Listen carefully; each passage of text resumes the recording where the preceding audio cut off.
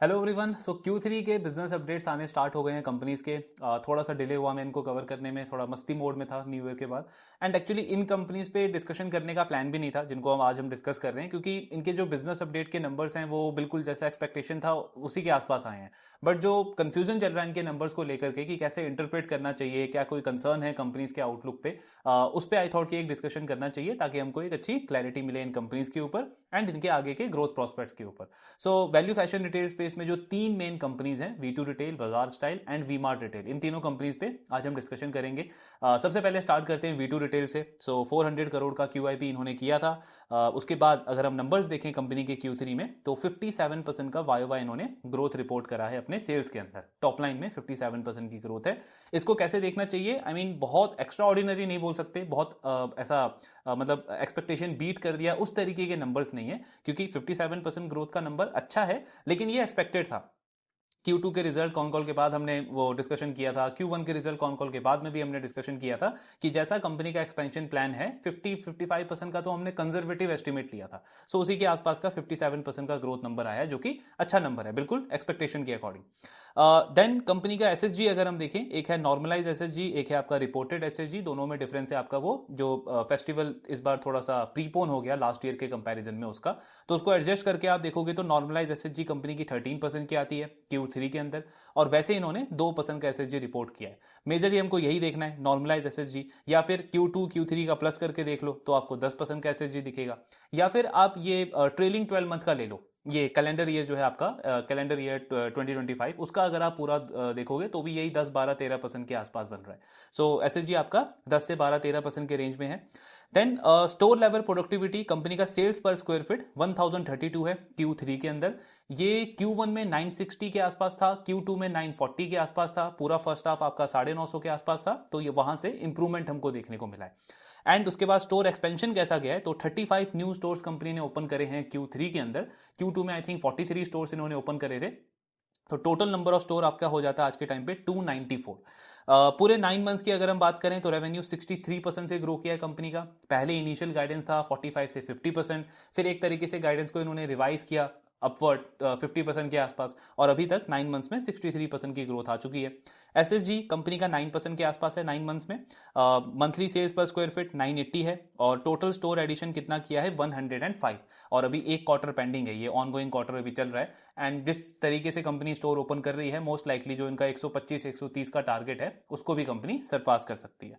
तो ये overall update है वी टू रिटेल के। अब कैसे इसको देखना चाहिए, तो सबसे पहले तो आपका वो टॉप लाइन वाला पार्ट, सेल्स का पार्ट, जिसमें कंपनी ने अच्छा परफॉर्मेंस किया है। जैसे हमने बात करी कि ऐसा एक्सपेक्टेशन बीट करने वाले नंबर्स नहीं है, क्योंकि जब आप 45-50% से स्टोर एक्सपेंशन कर रहे हो और SSG आपका 8-10% का गाइडेंस है, तो इसी के आसपास के नंबर्स एक्सपेक्टेड थे, वही कंपनी ने रिपोर्ट करे, तो अच्छे नंबर्स है कंपनी के।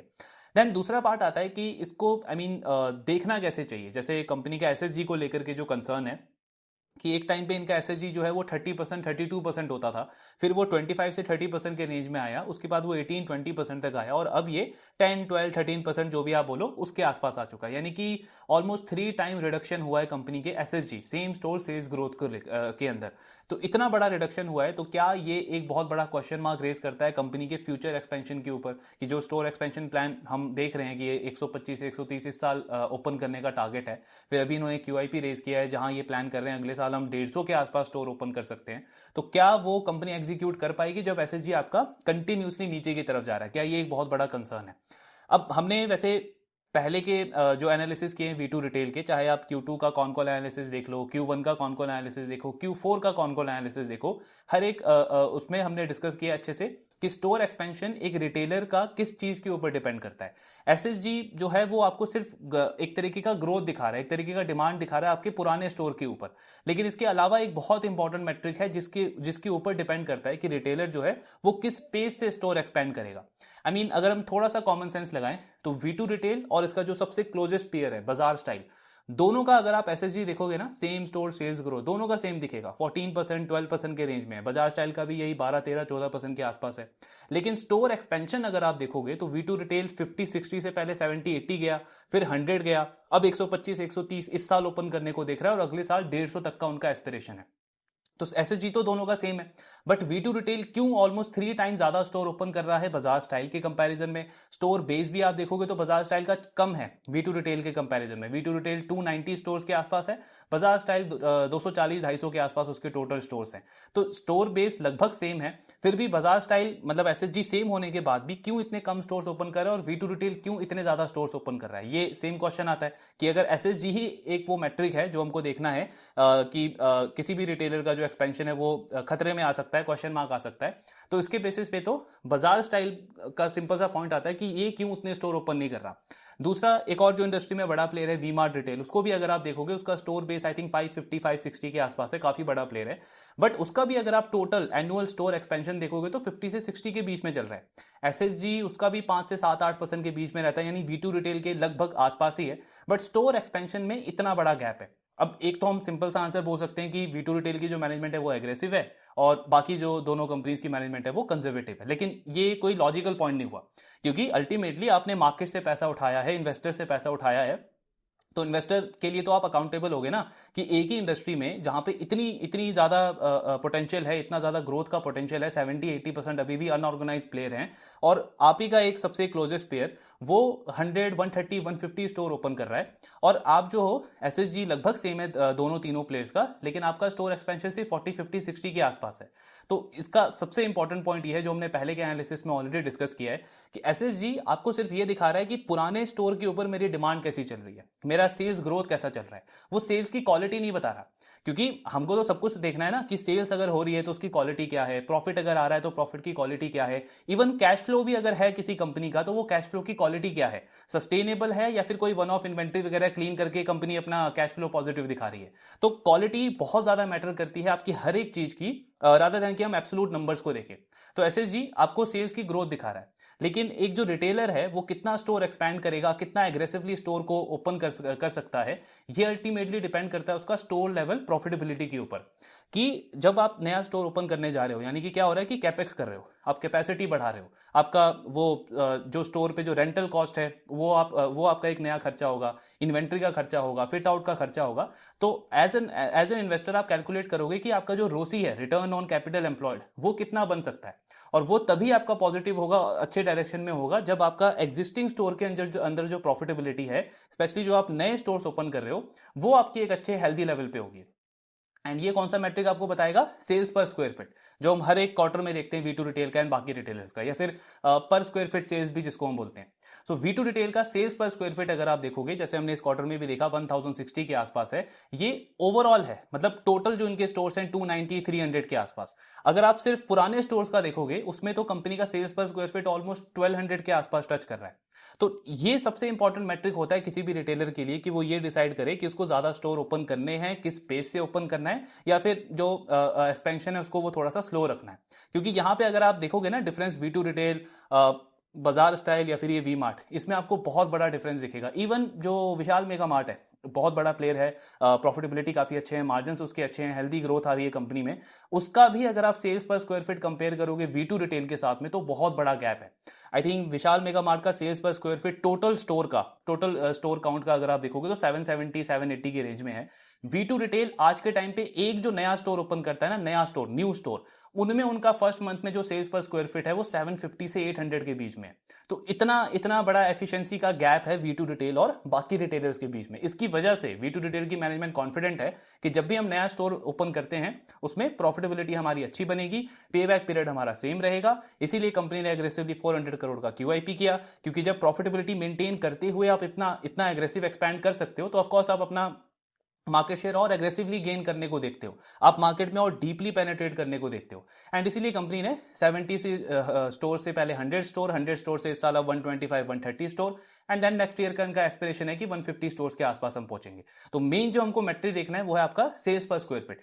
सेल्स पर स्क्वायर फीट क्यों ज्यादा मैटर करता है? क्योंकि आप सिंपली सोचो, एसएसजी जो है वो मेरे को बस ग्रोथ दिखा रहा है। अब ग्रोथ मैं लो क्वालिटी सेल्स के साथ में भी ला सकता हूं, यानी कि डिस्काउंट वगैरह मैंने ज्यादा दे दिया, या कोई एक पर्टिकुलर लोकेशन में ज्यादा बड़ा कोई इवेंट हो गया, कोई वन ऑफ इवेंट हो गया जहां पे मेरे को एसएसजी में ग्रोथ देखने को मिल गया, वो हो गया सेल्स ग्रोथ। लेकिन मेरा स्टोर प्रॉफिटेबल है या नहीं है और कितने फास्ट मुझे एक्सपैंड करना है, ये तो मेरा स्टोर का एफिशिएंसी बताएगा ना, मतलब पर स्क्वायर फीट सेल्स। अब एक रिटेलर के लिए जो उसका स्टोर है, रिटेल स्टोर है, उसमें सबसे बड़ा फिक्स कॉस्ट होता है उसका रेंटल कॉस्ट। तो आपका रेंटल कॉस्ट जो सेल्स के कंपैरिजन में है, अगर वो कंसिस्टेंटली नीचे की तरफ नहीं जा रहा है नए स्टोर का, तो उसका मतलब आपकी स्टोर लेवल जो प्रॉफिटेबिलिटी है वो हेल्दी नहीं है। तो आप ज्यादा एग्रेसिव एक्सपेंशन नहीं करोगे, आपको अल्टीमेटली अपना एक्सपेंशन को स्लो करना ही पड़ेगा। सिंपल सा, अगर हम एफिशिएंसी बढ़ती कैसे है, तो जैसे आपका एक स्टोर आपने ले लिया फॉर एग्जांपल 10,000 स्क्वायर फीट का, बट आप ये देख रहे हो कि मैंने स्टोर ओपन कर लिया एंड सारा मार्केटिंग वगैरह जैसे मैं बाकी स्टोर्स पे करता था सब कुछ कर दिया, फेस्टिविटीज भी का सीजन भी आ गया, बट इसका जो प्रॉफिटेबिलिटी है, जो स्टोर लेवल इबिटा है, जो सेल्स पर स्क्वायर फीट है, ये इंप्रूव नहीं हो रहा, ये बाकी स्टोर्स के कंपैरिजन के आसपास भी नहीं जा रहा। तो आप क्या करोगे, सबसे पहले आप ये आइडेंटिफाई करोगे कि जो पूरा एरिया मैंने लिया हुआ है उसको मैं अच्छे से यूटिलाइज कर पा रहा हूं या नहीं कर पा रहा हूं। एग्जांपल, अगर आपका 10,000 स्क्वायर फीट का एरिया है एंड आप देख रहे हो कि बहुत ज्यादा स्पेस जो है वो अनयूटिलाइज्ड है, मतलब वहां पे मुझे इन्वेंट्री रखने की जरूरत ही नहीं है या उतने एम्प्लॉयज को मुझे रखने की जरूरत नहीं है, तो आप क्या करोगे, उतना जो स्पेस है उसको कट करोगे। वो जो फिक्स कॉस्ट का एलिमेंट है वो आपके बिजनेस से गया, तो ऑटोमेटिकली जब आपका फिक्स कॉस्ट कम हो जाएगा तो आपका ब्रेक इवन फास्ट हो जाएगा। ब्रेक इवन फास्ट होगा तो आपका जो पे बैक पीरियड है वो फास्ट हो जाएगा। इसीलिए अगर आप देखोगे V2 रिटेल का ऑन एन एवरेज अगर हम लेके चले, एक स्टोर जब इनका 500 रुपीज स्क्वायर फीट कमाता है पर मंथ, तो कंपनी का जो स्टोर है वो ब्रेक इवन कर देता है एंड 2-3 साल के अंदर एक स्टोर इनका मेच्योर स्टोर वाली कैटेगरी में आ जाता है। बट अभी इनका जो, जैसे हमने अभी डिस्कस किया कुछ टाइम पहले, कि आज के टाइम पे V2 रिटेल का जो फर्स्ट मंथ में एक नया स्टोर सेल्स पर स्क्वायर फीट आता है वो 750 से 800 आता है। ब्रेक इवन होने के लिए कितना चाहिए, 500-600 के रेंज में, और कंपनी कर कितना रही है, 750 से 800। तो ये इनको कॉन्फिडेंस दे रहा है, इनकी मैनेजमेंट को कॉन्फिडेंस दे रहा है कि एग्रेसिवली हम एक्सपेंशन कर सकते हैं। तो ये मेन मैट्रिक है जो हमको ट्रैक करना है, और वहां पे आप इंडस्ट्री में मोस्ट लाइकली शायद one of the best player आता है V2 रिटेल। बड़े बड़े प्लेयर से भी अगर हम कंपेयर करें तो काफी अच्छा मैट्रिक है कंपनी का।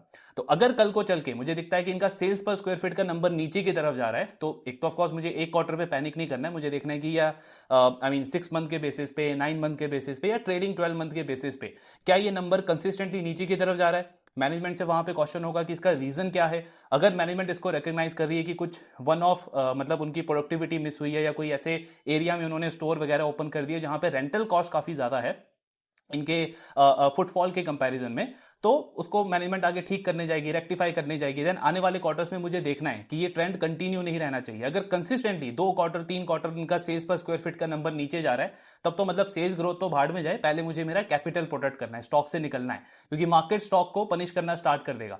क्योंकि आपका जब सेल्स पर स्क्वायर फीट नीचे गया तो अल्टीमेटली आपको एक्सपेंशन को रोकना ही पड़ेगा, मतलब आपकी प्रॉफिटेबिलिटी जो है वो बहुत बड़े रिस्क पे आ जाएगी, आपका जो रोसी है वो नीचे की तरफ जाने लग जाएगा। तो ये सारे फैक्टर्स हैं जो हमको किसी भी रिटेलर, चाहे V2 हो या कोई भी रिटेलर हो, उसका हमको ट्रैक करना है। सो अभी तक तो आप देखोगे तो कंपनी हर एक मैट्रिक पे अच्छा कर रही है, सेल्स पर स्क्वायर फीट इनफैक्ट हर एक क्वार्टर में इंप्रूव भी होता हुआ दिख रहा है या स्टेबल दिख रहा है। बल्कि इनके जो पुराने स्टोर्स हैं उनमें तो कंपनी ने, मैनेजमेंट ने एक कॉन कॉल में बोला था कि उन स्टोर्स का सेल्स पर स्क्वायर फीट हम 1500 तक लेके जा सकते हैं, यानी store level efficiency consistently year after year company की इंप्रूव होती जा रही है। ऑलरेडी इंडस्ट्री में टॉप पे है, ये 1000 से ज्यादा है, पुराने स्टोर में 1200 पहुंचने वाला है, अब कंपनी उसको 1500 तक लेके जाने का सोच रही है। तो इस तरीके की परफॉर्मेंस है कंपनी के। बाकी अगर हम ग्रोथ वगैरह देखें तो अच्छी आई है, 63% की ग्रोथ है कंपनी के 9 मंथ्स में। और अगर आप फुल ईयर का रेवेन्यू देखोगे तो लगभग 3100 करोड़ का रेवेन्यू कंपनी क्रॉस कर सकती है फुल ईयर FY26 के अंदर। इवन अगर Q4 में ये 50% का भी ग्रोथ डिलीवर करते हैं। प्रॉफिटेबिलिटी पे अगर हम देखें तो अगेन सेम कंजर्वेटिव एस्टिमेट अगर हम ले तो 200 करोड़ का पैड बनता है कंपनी का FY26 का। तो आपका जो फॉरवर्ड पी है वो 43-44 का बनता है। Current P I think company का 70 के आसपास चल रहा है, फॉरवर्ड पी 43-44 है। फिर FY27 में अगेन 140-150 स्टोर ओपन होंगे, तो 40-50% का स्टोर एक्सपेंशन, 8-10% का आपका ये SSG, मतलब 50-60% के रेंज में कंपनी आराम से ग्रो कर सकती है। एंड ये जो एग्रेसिव स्टोर एक्सपेंशन किया है, इसी रीजन से कंपनी का जो मार्जिन है वो और इंप्रूव नहीं होंगे बहुत ज्यादा नियर फ्यूचर में।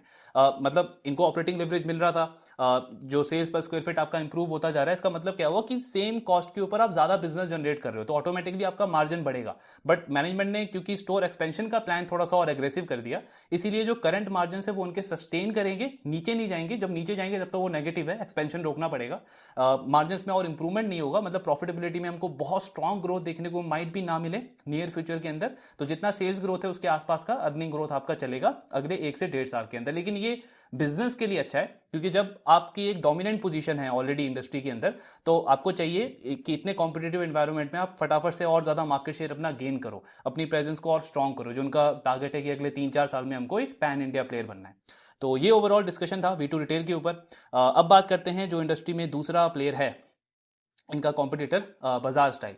सो बजाज स्टाइल के Q2 के नंबर्स ओवरऑल ठीक ठाक आए थे कंपनी के, हालांकि सेल्स ग्रोथ जितनी एक्सपेक्टेड थी V2 रिटेल के कंपैरिजन में उसमें इन्होंने अंडर परफॉर्म किया था। मेन रीजन था इनका वही कि काफ़ी ज़्यादा रेनफॉल हुआ, जो इनका कोर एरिया है वेस्ट बंगाल, असम वगैरह। अब अगर हम Q3 का अपडेट देखें तो कंपनी की सेल्स ग्रोथ है 9 मंथ्स में 38%, Q3 में आई है 13%। ये आई मीन खराब नंबर जरूर है लेकिन लगभग एक्सपेक्टेड था, क्योंकि ज्यादातर जो रेवेन्यू है इनका वो वही वेस्ट बंगाल और असम से ही आता है। सो उसमें आपका दुर्गा पूजा का प्रीपोन हो गया इस साल लास्ट ईयर के कंपैरिजन में, तो ये नंबर एक्सपेक्टेड था कि सेल्स का नंबर नीचे की तरफ जाएगा कंपनी का, 13% के आसपास का है। हालांकि जो इनका गाइडेंस था पहले था 20 से 25%, फिर गाइडेंस को इन्होंने बढ़ाया 25 से 30%, और अभी 9 मंथ्स में आप देखोगे तो कंपनी ऑलरेडी 38% से ग्रो कर चुकी है। अब डिपेंड करता है कॉन कॉल के अंदर कि मैनेजमेंट Q4 के लिए कैसा आउटलुक देती है, बट स्टोर एक्सपेंशन वगैरह बाकी सारी चीजें हम देखें तो कंपनी का ऑन ट्रैक है, 25-30% के आसपास स्टोर एक्सपेंशन है। सेल्स पर स्क्वायर फीट इनका अगर आप Q3 ओवर Q3 कंपेयर करोगे तो नीचे की तरफ गया है। मेन रीजन उसका वही है दुर्गा पूजा जो आपका प्रीपोन हुआ। लेकिन अगर मैं 9 मंथ्स के बेसिस पे देखूं या ये पूरा 12 मंथ देखूं, calendar year 25 over calendar year 24, तो वहां पे मुझे 4% के आसपास का इंप्रूवमेंट दिख रहा है, बट अभी भी इसमें बहुत ज्यादा इंप्रूवमेंट का स्कोप है। तो अगर आप ये जो रेट ऑफ इंप्रूवमेंट हम बोलते हैं ना किसी बिजनेस में कि किस रेट से नंबर्स उनके इंप्रूव होते हैं, तो बजाज स्टाइल के पास में अपने मार्जिन्स को इंप्रूव करने का ज्यादा स्कोप है as compare to V2 retail, क्योंकि V2 रिटेल अभी एग्रेसिव एक्सपेंशन पे फोकस कर रहा है। सो मार्जिन्स उनके माइट भी नहीं बढ़े इतने ज्यादा नियर फ्यूचर में, लेकिन बजाज स्टाइल का सेल्स पर स्क्वायर फीट हमने देखा कि बहुत कम है जो इनका कॉम्पिटिटर है V2 रिटेल उसके कंपेरिजन में। और ये कंपनी स्टोर एक्सपेंशन भी इतना एग्रेसिवली नहीं कर रही, वही 30-40-50 के आसपास इनका टारगेट है हर साल स्टोर ओपन करने का। तो इनका जो स्कोप है मार्जिन इंप्रूवमेंट का वो थोड़ा सा ज्यादा है, और मैनेजमेंट ने पहले के कॉल्स में इसके ऊपर गाइडेंस भी दिया हुआ है। सो ये ओवरऑल अपडेट है बजाज स्टाइल का। अच्छा अपडेट नहीं है, ऑफ कोर्स मार्केट ने भी माइट भी इस वजह से थोड़ा सा स्टॉक को और पनिश किया 8-9% के आसपास। बजाज स्टाइल को हमने वो उस वाले वीडियो में भी डिस्कस किया था कि जिसमें 20 से 50% का करेक्शन है, उस वाले कैटेगरी में आता है बजाज स्टाइल। Q3 का अपडेट इतना अच्छा नहीं है, लेकिन आई मीन ये लगभग एक्सपेक्टेड था। ओवरऑल अगर आप देखोगे तो गाइडेंस से बेटर ही कंपनी कर रही है, एंड Q4 भी अगर इनका उस अकॉर्डिंग परफॉर्मेंस आया 20-25% का ग्रोथ, तो ओवरऑल आपका वही 30 से 35% का ग्रोथ आ जाता है FY26 के अंदर। प्रॉफिटेबिलिटी पे इनका काफी अच्छा गाइडेंस है, होपफुली Q3 में कुछ बड़ा उसमें शॉक ना देखने को मिले। तो अभी तक का जो इनका परफॉर्मेंस है और जो इनकी कमेंट्री है उसके अकॉर्डिंग 35 से 54-55 करोड़ का पैट कंपनी कर सकती है FY26 के अंदर। तो इनको पीई के बेसिस पे ना देख करके EV to EBITDA के बेसिस पे अगर आप इनको वैल्यू करोगे बाकी पीयर्स के साथ में, तो लगभग 10-11 का EV to EBITDA बनता है कंपनी का। सो वैल्यूएशन रीरेटिंग होने का स्कोप अच्छा है बजाज स्टाइल के साथ में करंट लेवल पे अगर हम देखें, कंसिडरिंग कोई बहुत बड़ा नेगेटिव ना आए मैनेजमेंट की कमेंट्री में, जो लगता नहीं है। एक और इनके लिए नेगेटिव चीज हो सकती है जो इंडिया बांग्लादेश का जो वो टेंशन चल रहा है, सो माइट भी उस वजह से भी इतना ज्यादा फुटफॉल ना आया हो स्टोर्स के ऊपर, बट ऑफ कोर्स हमको वो कॉन कॉल में क्लैरिटी मिलेगा। तो ये डिस्कशन था बजाज स्टाइल के ऊपर। लास्टली बात करते हैं वी मार्ट। इन तीनों में सबसे बड़ा प्लेयर है, आई थिंक 550-560 स्टोर्स है कंपनी के। वी मार्ट में एक सबसे अच्छा चीज क्या हुआ है पिछले कुछ सालों में, सो 2018-2019 के आसपास ना उन्होंने काफी एग्रेसिव एक्विजिशन किया था। एक तो वो अनलिमिटेड करके एक ब्रांड है, उसको इन्होंने एक्वायर किया। फिर लाइम रोड करके एक इनका ये ऑनलाइन ई कॉमर्स वाला ब्रांड है, उस कंपनी को इन्होंने एक्वायर किया था। और वी मार्ट के खुद के जो स्टोर्स थे वहां पे इन्होंने बहुत एग्रेसिव एक्सपेंशन किया था ये 2018-2019 में। कोविड आया, और कोविड के बाद आई मीन एकदम से जब ये सारी चीजें आपकी बंद हुई, प्लस इतना ज्यादा एग्रेसिव एक्सपेंशन कर दिया था, वहां पे मार्जिन बहुत कंपनी के इंपैक्ट होने लग गए, लॉस में भी चली गई कंपनी। तो पिछला 3-4 साल अगर आप वी मार्ट का देखोगे ना, तो सारा ये कंसोलिडेशन का गया है। कंपनी ने, मैनेजमेंट ने क्या किया है, सबसे पहले इन्होंने वो स्टोर्स आइडेंटिफाई करे हैं जहां पे मतलब आपका प्रॉफिटेबिलिटी बिल्कुल ही नहीं बन रहा। तो इस वही पॉइंट है कि मतलब सिर्फ एसएसजी नहीं, एसएसजी तो अगर आप वी मार्ट का देखोगे तो वही 5-6-7% के आसपास ही है, लेकिन मार्जिन में स्टिल आपको इंप्रूवमेंट देखने को मिलेगा। पिछले कुछ सालों में प्रॉफिटेबिलिटी अच्छे रेट से इंप्रूव हुई है। क्यों? क्योंकि एक स्टोर से मेरा जितना प्रॉफिटेबिलिटी बनती थी पहले, वो अब ज्यादा बन रही है। स्टोर लेवल मेरा जो यूनिट इकोनॉमिक्स जिसको हम बोलते हैं, वो मेरा इंप्रूव हो रहा है कंसिस्टेंटली। आई थिंक इनका सेल्स पर स्क्वायर फीट जो है पिछले 3 साल में 10 से 11% के कैगर से ग्रो किया है। सेल्स पर स्क्वायर फीट, यानी एक स्टोर पे मैं कितना सेल्स जनरेट कर पा रहा हूं, उसमें 10 से 11% की इंप्रूवमेंट दिखी है। कैसे होती है वो इंप्रूवमेंट? तो मतलब रिटेलर सबसे पहले तो वही करता है ना कि जो मेरे लो परफॉर्मिंग स्टोर्स हैं, जिनमें मेरा अननेसेसरी इतना बड़ा फिक्स कॉस्ट, रेंटल कॉस्ट मेरा जा रहा है, और मेरा कुछ प्रॉफिटेबिलिटी नहीं बन रहा, तो आप उसमें ट्राई करते हो, दो चार चीजें ट्राई करते हो कि मे बी कुछ इनएफिशिएंट एम्प्लॉयज जो हैं, अनप्रोडक्टिव एम्प्लॉयज हैं, उनको आप ट्रेनिंग देते हो, नए एम्प्लॉयज को आप हायर करते हो ताकि आपका फुटफॉल टू कन्वर्जन थोड़ा सा इंप्रूव हो जाए। या फिर जो आपने एक्स्ट्रा स्पेस ले रखी है एंड आप देख रहे हो कि इतने स्पेस की आपको रिक्वायर्ड नहीं है, तो कुछ स्पेस आप उसमें से कम करते हो। अगर ये सारी चीजें करने के बाद भी आपका स्टोर प्रॉफिटेबल नहीं होता, तो अल्टीमेटली आप स्टोर्स को जो है वो क्लोज करते हो। वी मार्ट ने आई थिंक पिछले 2-3 सालों में 40-50 के आसपास टोटल स्टोर्स इन्होंने क्लोज किए हर एक साल। बहुत एग्रेसिव रैशनलाइजेशन किया है इन्होंने, जिसकी वजह से आप देखोगे सेल्स पर स्क्वायर फीट कंपनी का काफी अच्छे से इंप्रूव हुआ है, मार्जिन में इंप्रूवमेंट देखने को मिला है। सो इनका Q3 का अपडेट देख लेते हैं।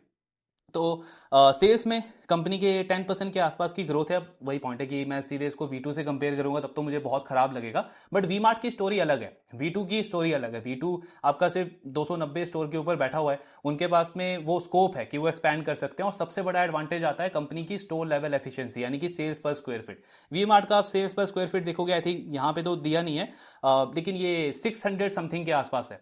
तो विशाल मेगा मार्ट से भी बहुत ज्यादा अंडर परफॉर्म किया है वी मार्ट ने पिछले कुछ सालों में। लेकिन पॉजिटिव चीज क्या है कि लास्ट 2-3 ईयर्स के जो कंपनी के स्टेप्स रहे हैं वो बिल्कुल सही डायरेक्शन में रहे हैं, और कंसिस्टेंटली 10-11% से कंपनी का सेल्स पर स्क्वायर फीट इंप्रूव हुआ है। फर्स्ट हाफ अगर हम देखें तो 15% की ग्रोथ है। SSG इनका भी आपको ज्यादा ग्रोथ नहीं दिखेगा, फ्लैट है, वही मेन रीजन है दुर्गा पूजा जो आपकी थोड़ी सी प्रीपोन हो गई थी। लगभग इन्होंने 23 न्यू स्टोर्स ओपन करे हैं, टोटल स्टोर कंपनी का 550 के आसपास है। तो ओवरऑल अच्छा अपडेट है कंपनी का।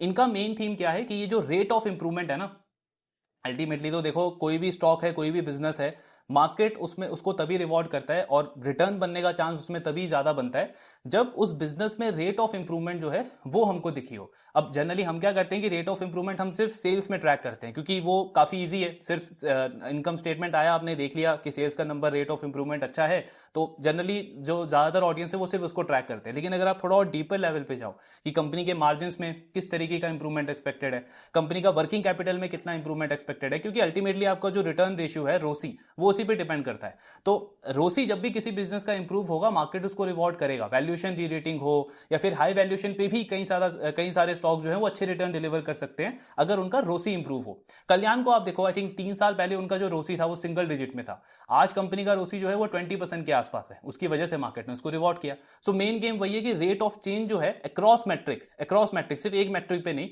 जितने भी मैट्रिक हैं उनमें रेट ऑफ चेंज जो है वो किस डायरेक्शन में जा रहा है बिजनेस का। तो वी मार्ट का सेल्स ग्रोथ तो लगभग इतना ही एक्सपेक्टेड है। इस साल इन्होंने 13-14% का गाइडेंस दिया है। फिर स्टोर एक्सपेंशन का कंपनी का टारगेट है 12 से 13% का अगले 2-3 साल का, और SSG कंपनी प्लान करती है 5 से 7% का। तो अगर आप 5% भी अज्यूम करो, स्टिल कंपनी का जो ग्रोथ है वो 17-18% के आसपास रह सकता है, यानी मिड टीन से हाई टीन के लेवल पे कंपनी ग्रो कर सकती है अपने टॉप लाइन को। मेन जो इनका गेम चेंज होता है वो मार्जिन इंप्रूवमेंट पे होता है। सो अगर आप वी मार्ट के इबिट्टा मार्जिन देखोगे तो काफी कम है इनके पीयर्स के कंपैरिजन में, एंड वही रीजन है मेन, सेल्स पर स्क्वायर फीट। और मैनेजमेंट ने जो पहले के क्वार्टर्स में और पहले के सालों में जो गाइडेंस दिया है, प्लस जो एग्जीक्यूशन हमने देखा है, और एक और अच्छी चीज क्या हुई कि इनका वो जो लाइम रोड वाला जो बिजनेस है जो लॉस मेकिंग था, उसका लॉस भी हर एक क्वार्टर के अंदर कम होता जा रहा है, तो वो भी एक पॉजिटिव डायरेक्शन है मार्जिन इंप्रूवमेंट के लिए। सो बिट्टा कंपनी का एक्सपेक्टेड है कि 25 से 30% के रेट से ग्रो कर सकता है अगले 2-3 साल के अंदर। तो 25 से 30% की ग्रोथ हो गई आपके बिट्टा के अंदर। सो पैट में ऑफकोर्स हमको उससे और अच्छा ग्रोथ देखने को मिल सकता है।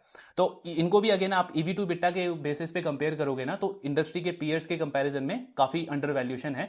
सो पॉइंट ये नहीं है कि इनको वही 30 का या 35 का EV टू बिट्टा मिलना चाहिए, बट ये जो 12-13 का EV टू बिट्टा है, ये इसके बहुत ज्यादा हाई चांसेस बन जाते हैं री रेट होने के, क्योंकि आपका जो प्रॉफिटेबिलिटी है, मार्जिन है, ओवरऑल जो एफिशिएंसी है, ये सब इंप्रूव हो रही है, तो आपका रोसी उसके भी इंप्रूवमेंट के स्कोप बन जाता है। इनफैक्ट आई मीन मैं सरप्राइज नहीं होगा पर्सनली कि अगर नियर टर्म में या शॉर्ट टर्म के अंदर वी मार्ट का जो स्टॉक है वो V2 के कंपैरिजन में ज्यादा बेटर रिटर्न्स डिलीवर कर पाए। ऑफ कोर्स हमें वो सारी चीजें देखने की, एग्जीक्यूशन ऑन ट्रैक रहे जो अभी तक कंपनी का चल रहा है, तो क्योंकि रेट ऑफ चेंज जो है वो वी मार्ट में ज्यादा है, V2 में तो हो गया ना स्टोर एक्सपेंशन हमको पता है 130 150, ग्रोथ आपका 50-60% के आसपास रहेगा, एंड प्रॉफिटेबिलिटी में इतना बड़ा स्कोप इंप्रूवमेंट हमें वैसे देखने को नहीं मिल रहा जो मैनेजमेंट ने कमेंट्री दी है, क्योंकि एक्सपेंशन पे ज्यादा फोकस है, तो मार्जिन इंप्रूवमेंट कुछ टाइम तक नहीं होगा कंपनी का। बट वी मार्ट में स्कोप ऑफ इंप्रूवमेंट बहुत ज्यादा है। आरओसी मतलब नीचे से ऊपर की तरफ जाएगा, तो वहां पे स्टॉक में हमेशा ज्यादा रिटर्न बनने का स्कोप होता है।